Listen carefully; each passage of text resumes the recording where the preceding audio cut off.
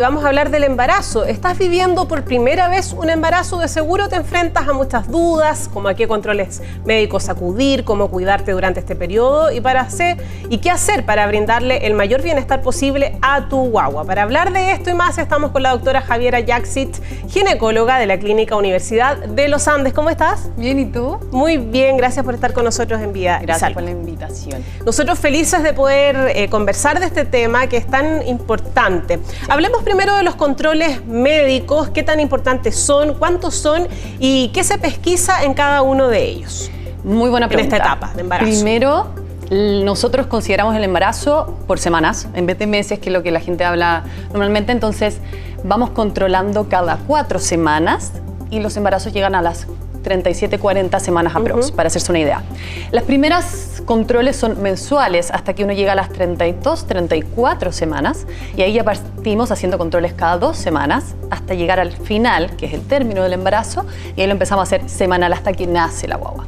Cada control tiene su propósito, cada control vamos buscando distintas cosas. El primer control es uno de los más importantes, por lejos, porque ahí vemos si la paciente tiene algún factor de riesgo, tiene alguna enfermedad de base, hay algo que haya que tratar al día de hoy, en este minuto, para que el embarazo tenga mejor éxito y no hayan complicaciones ni maternas ni fetales. Entonces, en la primera consulta lo que nosotros nos dedicamos es a conocer a la paciente en extenso y ver si es que hay alguna modificación inicial. Lo otro que hacemos siempre en todos los controles es tomar la presión, porque la hipertensión es un tema muy complejo en el embarazo y que hay que manejarlo de distintas maneras. Entonces es algo que siempre hacemos todos los controles y eso se repite. Además, el primer control nosotros pedimos muchos exámenes, que son los exámenes del primer trimestre, porque los dimos en primero, segundo y tercer trimestre. Y en el primer trimestre vamos dirigidos a buscar patologías que pueda tener la madre, que puedan afectar o complicar el embarazo, para poder tratarlas y mejorar el outcome que pueda tener esa paciente. Y obviamente uno ahí habla mucho también de la alimentación, de los cuidados que tienes que tener, etc. Entonces, más o menos eso es la primera vez que nos vemos. Luego ya cada control es un tema de ir viendo si aparecen algunos síntomas, algo que tienes que ir ayudando a la paciente, y por supuesto va de mano con ecografías.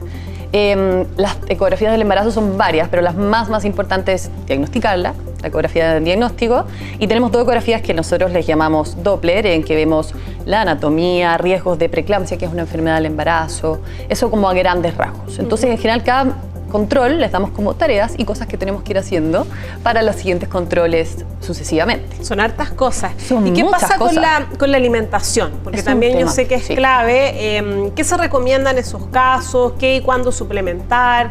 Porque ocurre que a veces hay mujeres que suben mucho de peso, que también después les cuesta bajar. O que no llevan un buen embarazo por lo mismo. Exacto. Eso es un tema muy importante. Uno, están las restricciones alimenticias que conlleva el embarazo por potenciales riesgos. Claro. ¿Vale?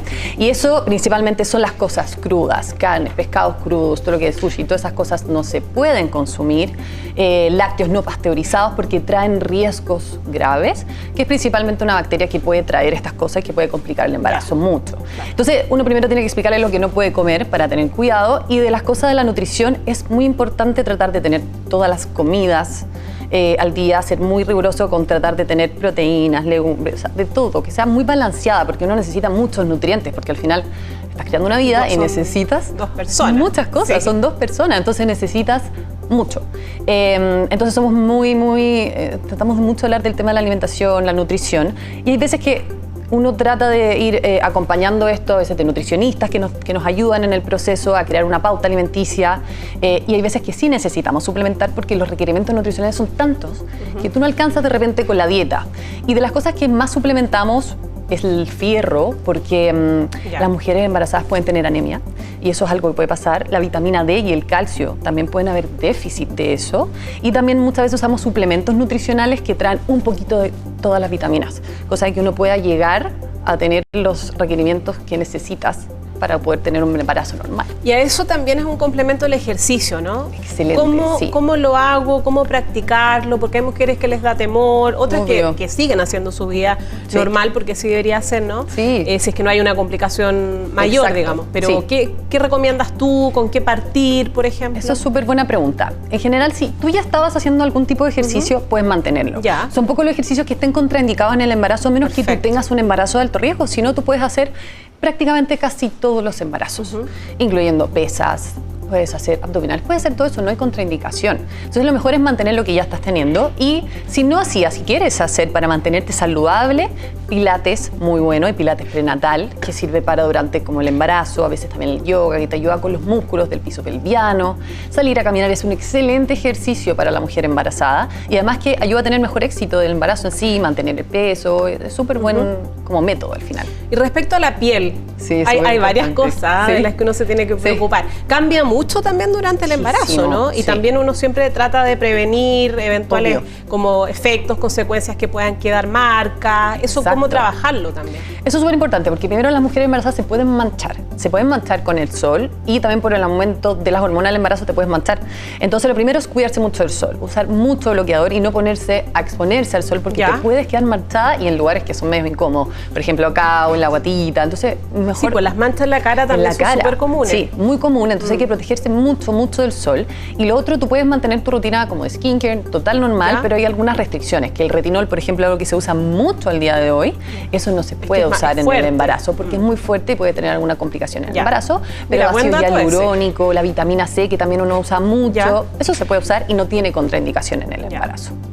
Y cuidados en el trabajo, en el hogar, yo, bueno, lo decía, finalmente todas las mujeres embarazadas tratan de hacer una vida normal, pero hay también que tomar ciertos resguardos, dependiendo de la condición de tu trabajo, por ejemplo, si es de mucha fuerza o si es arriesgado, ahí cómo trabajar eso también. Sí, eso depende mucho de todo lo que hagas, siempre les preguntamos a qué se dedican, por ejemplo, si trabajas de noche, hay que evitar los turnos de noche, cosas así, porque eso sí puede tener complicaciones en el embarazo. Tratar de no estar sentada tanto tiempo, ojalá pararte, moverte por algunos riesgos que pueden haber de estar tanto rato como sentada. Y en general el peso y la fuerza, eso no hay problema, y tratar de no estar tampoco de pie muchas horas, sino que tratar de, ojalá, ir balanceando, estar sentada, estar de pie y que se vaya acomodando como tú te vas sintiendo en el embarazo, porque todos los embarazos son súper distintos al final del día. Antes de cerrar la entrevista te quería llevar a otro plano, digamos, pero relacionado con lo que tú haces. Este 8 de mayo es el Día Mundial de Lucha contra el Cáncer de Ovario, ¿cierto? En ese sentido, ¿cómo prevenir, cómo cuidarse, qué cuidados tener? Los controles. Súper buena pregunta. Lamentablemente el cáncer de ovario, a diferencia de otros cánceres como el cervicuterino o mama, es súper difícil de prevenir. Entonces, lo que siempre les decimos es, uno, nunca saltarse el control ginecológico, porque así uno puede pesquisarlo de manera más precoz. Dos, si tú tienes factores de riesgo en tu familia, cáncer de mama, cáncer de ovario, alguien, tienes que entrar a un control mucho más estricto de estas cosas. Tres, es tratar, si es que tú en algún momento tienes algún síntoma raro, gastrointestinal, estás en la menopausia, eso no es normal. Mejor consultar siempre. Y 4, ahora en la actualidad tenemos estudios genéticos para predecir el riesgo de cáncer de ovario. Entonces, si tú tienes historia familiar o algo así, mejor estudiarte, saber que puedes tener potencialmente el cáncer de ovario y así pesquisarlo.